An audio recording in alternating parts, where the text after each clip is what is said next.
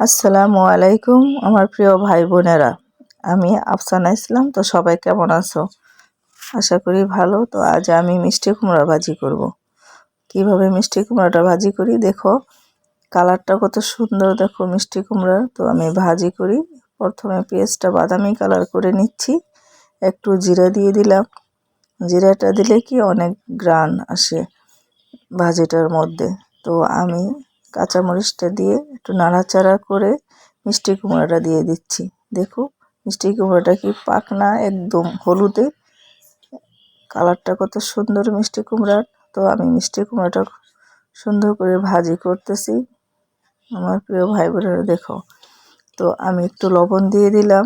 আজ আমি মিষ্টি কুমড়া ভাজি দিয়ে রুটি খাবো। তো দেখো মিষ্টি কুমড়াটা কত সুন্দর করে আমি ভাজি করে ফেললাম নাড়াচাড়া করে। মিষ্টি কুমড়াটা একটু মিষ্টি ছিল, আমি একটু মুখে দিয়ে দেখেছি। তো দেখো আমার মিষ্টি কুমড়া ভাজিটা কালারটা কত সুন্দর এসেছে।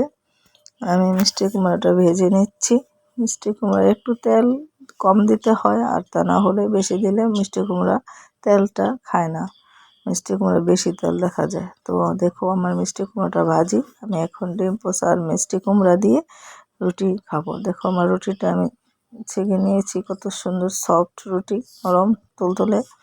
তো আমি রুটি দিয়ে এখন ভাজি খাবো, মিষ্টি কুমড়া ভাজিটা খাচ্ছি, বিসমিল্লাহ। তো আমি খাচ্ছি রুটিটা ভাজি দিয়ে, খুব মজা হয়েছে। মিষ্টি কুমড়াটা এত মিষ্টি বলার বাইরে। তো আমি খাচ্ছি, আমার খুবই ভালো লাগছে মিষ্টি কুমড়া দিয়ে রুটি।